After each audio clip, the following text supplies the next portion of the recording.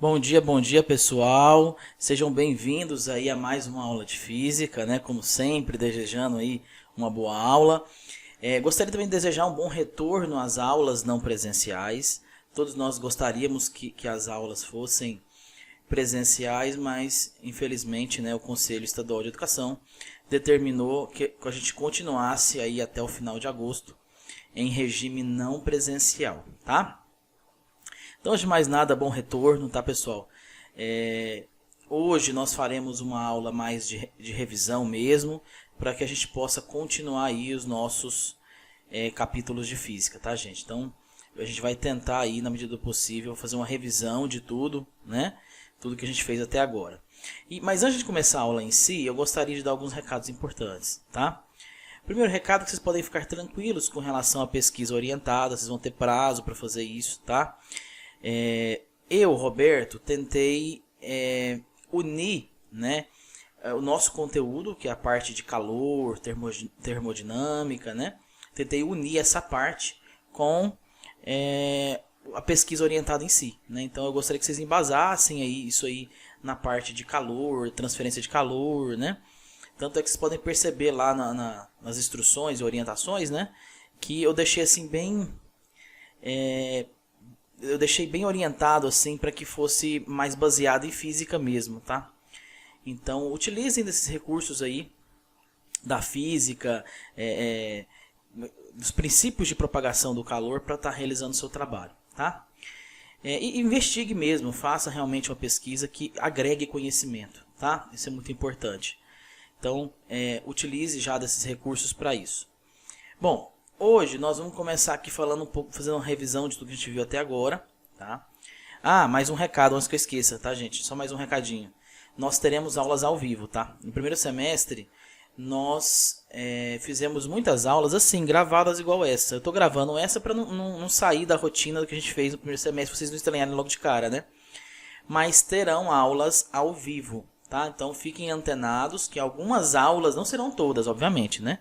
Mas algumas aulas aleatórias que eu escolher serão ao vivo. E fazendo alguns testes agora durante as férias, eu acabei descobrindo que para a área de exatas, para usar aquela mesinha digitalizadora, para fazer os cálculos, né? Eu acho que seria mais viável a gente fazer aulas ao vivo pelo YouTube. Já usando os recursos lá do Google, né? A escola assinou lá os recursos do Google. Então, usando de todos os recursos, nós vamos usar aí o YouTube ao vivo. Tá? A gente vai ter algumas aulas que a chamada, inclusive, vai ser ao vivo. Então, fiquem espertos. Então, já estou deixando o recado aí, né? Fiquem bem espertos que nós vamos ter aula ao vivo com chamada ao vivo. Tá? Então, fiquem espertos com relação a isso. Eu vou escolher aí algumas aulas para isso, tá? A maioria das aulas de correção de exercícios, elas não serão ao vivo, elas serão mais gravadas mesmo, que eu acho que surtiu um efeito bem bacana, né? Acho que a gente pode continuar com a mesma sistemática. Agora, com relação à explicação de conteúdos e tal, a partir dos próximos conteúdos, então aí eu gostaria de sortear algumas aulas para que sejam ao vivo, tá? Para realmente exigir aí a participação de vocês, tá bom? Bom, então vamos fazer aqui agora as nossas... vamos dar uma revisão básica de tudo que a gente viu até agora, começando aqui em transformações gasosas. Eu vou só correr aqui no material mesmo, eu vou estar correndo junto com vocês aqui, folheando, digamos assim, né, a nossa apostila, para ver tudo que foi feito até agora, relembrar alguns conceitos, né? Para a gente então fazer algumas atividades. Aí eu separei algumas atividades diagnósticas. O que são as atividades diagnósticas? Eu separei aí poucos exercícios, né? Acho que são 3 ou 4 exercícios. De cada tema mais importante, né, que a gente viu até agora, para que vocês possam fazer durante a aula agora. Então, esse videozinho que a gente está fazendo agora é curtinho, é só para dar esses recados, dar as boas-vindas, claro, para vocês, né? E falar um pouco do que a gente viu até agora, né, obviamente, e fazer os exercícios. Então, a gente começou aqui em transformações gasosas, né? A gente falou um pouco sobre as transformações, falamos vários tipos de transformações que tem, né? Isobárica, isotérmica, né? Mas existe uma fórmula geral, deixa eu ver se ela está aqui, ela aqui, ó. Então essa aqui é a transformação genérica, essa aqui é a fórmula geral, né? Essa aqui é a nossa fórmula geral. Então você pode usar ela para fazer todos os tipos de transformação, tá? A gente já falou sobre isso lá no primeiro semestre, né? Então tá aqui, a gente fez alguns exercícios com relação a isso, ok? Então, vamos para o próximo capítulo aqui, ó. Deixa eu pegar aqui, ó. Falamos um pouco sobre a primeira lei da termodinâmica, né? Falamos sobre o trabalho realizado por um gás, né? Falamos que o trabalho realizado por um gás aqui, ó, é a pressão vezes a variação de volume. Esse conceito é importante, por quê? Porque se o gás, mesmo que ele exerça pressão, ele não varia o volume, então ele não realiza trabalho, né? Isso é um conceito importante que a gente precisa entender. Então, um gás só realiza trabalho se ele provoca uma variação de volume no recipiente em que o contém, tá? Então, seria essa a ideia. Aqui também tem a ideia de transformação realizada pelo gás através da área do gráfico, né? Se você tem um gráfico aqui, ó, pressão por volume, né? Então, você tem, então, a área do gráfico. Se você calcular a área do gráfico, você calcula o trabalho realizado por esse gás, tá? A gente falou sobre isso, fizemos alguns exercícios, inclusive. Falamos um pouco sobre o que seria a compressão, né? A expansão de um gás, que seria aqui, ó, uma compressão aqui, ó, uma expansão aqui seria no sentido horário, né? Falamos um pouco sobre isso. Falamos um pouco sobre energia interna também, né? O que seria nossa energia interna? Ela está estritamente ligado ali ao conceito de temperatura, né? Energia interna. Então, por exemplo, se você tem uma transformação isotérmica, ou seja, onde a temperatura se mantém constante, obviamente a energia interna, a variação de energia interna é zero, né? Falamos um pouco sobre a primeira lei termodinâmica, né, que a variação de energia interna é igual à quantidade de calor menos o trabalho, né? Então, tá aqui. Falamos um pouco, deixa eu ver o que mais aqui. Essa relação de Mayer nós não falamos sobre ela muito não, até porque não cai muito no vestibular. Aqui, a transformação isotérmica, você pode perceber, ó, que não há variação de energia interna, né? Ou seja, a quantidade de calor é igual à quantidade de trabalho, tá? Já que a energia interna é zero, tá? Bom, aí fizemos alguns exercícios, né? Deixa eu ver aqui. Deixa eu ver. Ah, falamos de transformações cíclicas também, né, gente? Que seria a compressão e a expansão. A compressão se dá aqui no sentido horário. Então, aqui, ó, que você tem uma expansão, tá? Ou seja, há uma expansão do recipiente, ou seja, o trabalho é positivo, né? E quando você tem um processo cíclico no sentido anti-horário, você tem uma compressão e não uma expansão, tá? Então, nesse caso, o trabalho é negativo, ele é menor que zero, tá? Falamos um pouco sobre isso, sobre as transformações cíclicas, né? E fizemos alguns exercícios sobre isso aqui, tá vendo? Nós fizemos um monte de exercícios sobre isso. Ok, vamos seguir aqui então. E falamos um pouco, né, no próximo capítulo aqui. Falamos um pouco sobre máquinas térmicas. Lembra do ciclo de Carnot? Né? Nós falamos sobre isso. Né? Nós falamos um pouco sobre as classificações das máquinas térmicas. Né? Falamos sobre o motor, como que o motor funciona. Né? A ideia de motor, gente, é bem simples. Você adiciona uma fonte quente aqui, ó. Seria essa fonte aqui, ó. Você adiciona uma fonte quente, né? Ele realiza trabalho. Tá aqui o trabalho. Ele realiza trabalho, né? E acaba liberando essa fonte quente, acaba se tornando uma fonte fria, né? Acaba saindo e reduzindo a temperatura de parte dessa fonte, né? Então isso seria um motor térmico. Pensa no motor do carro, né? O que o motor do carro faz? Ele pega o combustível, como é que fala? Ele acaba fazendo a combustão desse combustível, né? E ele acaba liberando calor, obviamente, né? Dentro do motor. Parte dessa transformação, dessa energia térmica, né?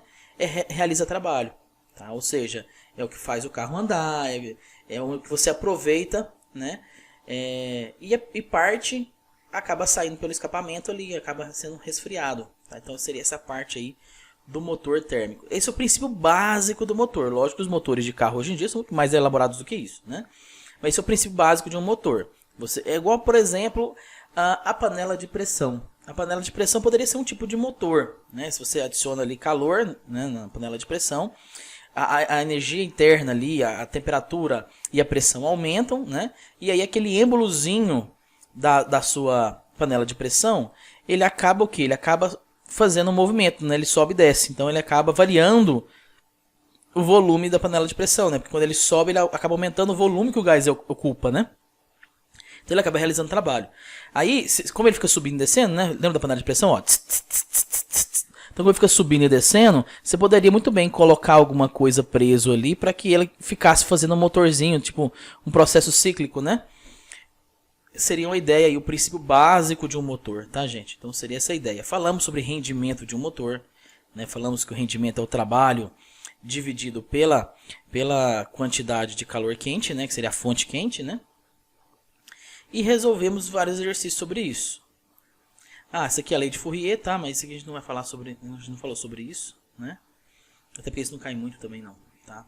O princípio de Fourier cai, mas é simplesmente essa fórmula aqui, ó. Vou voltar para mostrar aqui para vocês, aqui, ó. Aqui, ó. Fluxo de calor é igual a constante vezes a área vezes a variação de temperatura dividido pela espessura, né? A gente já viu isso já em aulas anteriores, tá, gente?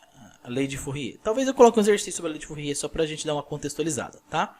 Falamos sobre o teorema de Carnot, né, que é o ciclo de Carnot, que basicamente são essas fórmulas que nós usamos aqui, tá? Nós fizemos bastante exercício sobre isso aqui também, gente. Motores de combustão interna. Deixa eu ver se a gente falou sobre isso. Ah, refrigeradores. Nós fizemos até exercício sobre isso, gente. Então tá aqui, ó, tá aqui a fórmulazinha do refrigerador. Nós fizemos alguns exercícios sobre os refrigeradores, tá? Bombas de calor também, nós fizemos alguns exercícios. Então assim, vamos lá para os exercícios aqui. Nós fizemos bastante exercício sobre isso aqui também. Então tá aí os exercícios, tá? E depois que a gente terminar isso aqui, deixa eu só ver um negócio aqui. O próximo capítulo, ele já é sobre óptica, né? Ou seja, é sobre luz, né? Então já é um conteúdo novo. Nós paramos aqui então. Nós paramos no capítulo que é esse aqui? No capítulo 10. Nós paramos aqui no capítulo 10, tá, gente? E fizemos alguns exercícios, inclusive, aqui do capítulo 10. Então, demos uma recapitulada em tudo que a gente viu até aqui, tá? Lógico, eu vou passar alguns exercícios, algumas dúvidas vão surgir. Simplesmente me procurem, né? Pode ser no próprio Classroom aqui, ou pode ser pelo WhatsApp também, no privado, tá? Vocês me procurem, a gente tenta solucionar as dúvidas na medida do possível. Então, assim, gente, vou passar aqui 4 exercícios. Gostaria que vocês resolvessem esses exercícios, tá? Não são exercícios bem elaborados ou difíceis, são exercícios tranquilos, tá? Então vou deixar postado aqui no Classroom e aí vocês baixam os exercícios, resolvam e me devolvem pelo Classroom também, tá? Eu preciso de um diagnóstico para saber até onde vocês estão indo bem, que dificuldade vocês estão tendo, tá? Mas assim, é durante a aula aqui, de resolver juntos, tá? Não quero nada para casa, porque o que é a tarefa de casa de vocês, gente? A tarefa de casa de vocês é simplesmente fazer a pesquisa orientada. Eu não quero que vocês fiquem dedicando muito tempo a outra coisa. Eu quero que vocês concluam a pesquisa orientada. Isso é muito importante para mim e importante para vocês, tá? Com relação a essas pesquisas orientadas, eu quero que vocês tirem todas as dúvidas comigo. Tá? Vocês podem tirar a dúvida comigo no WhatsApp, qualquer coisa de marca um horário específico para conversar sobre isso. Não sei o que vocês acham, né? A gente pode marcar aí um horário fora do horário de aula, ou se vocês acharem melhor, a gente separa um tempo dentro da aula, quando as aulas forem ao vivo, para vocês estarem perguntando. A gente vai decidir aí qual é a melhor forma de trabalhar com essa pesquisa orientada, tá bom? Mais uma vez, gostaria de desejar aí boas-vindas às nossas aulas de física, um bom retorno às aulas, tá? E não esqueçam de fazer os 4 exercícios que eu estou postando hoje aqui no Classroom, tá bom, gente? É só exercício diagnóstico. Se você não conseguir fazer, não tem problema. Na próxima aula, antes de começar o conteúdo novo, que é a óptica, nós vamos corrigir esses 4 exercícios e já começar a óptica, porque nós estamos precisando, gente, finalizar essa parte termodinâmica logo e começar logo aqui, ó, óptica, tá? Pra vocês terem noção, a gente tem acho que 2 capítulos ou 3 capítulos de óptica para terminar. Então a gente vai ter que pegar, ó, firme nas próximas aulas. Essa é uma aula mais tranquila, mas nas próximas aulas nós vamos começar sobre óptica geométrica, tá? Nós vamos começar realmente dedicando, conversando sobre óptica geométrica. Não se esqueçam que terão aulas ao vivo. Vou fazer chamada ao vivo.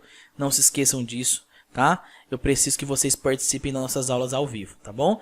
As minhas aulas ao vivo serão pelo YouTube. Será uma live no YouTube, tá bom? Eu compartilho o link no grupo de vocês do WhatsApp na hora da aula, e também posto lá no Google Classroom no horário de aula, tá bom? Gente, é isso.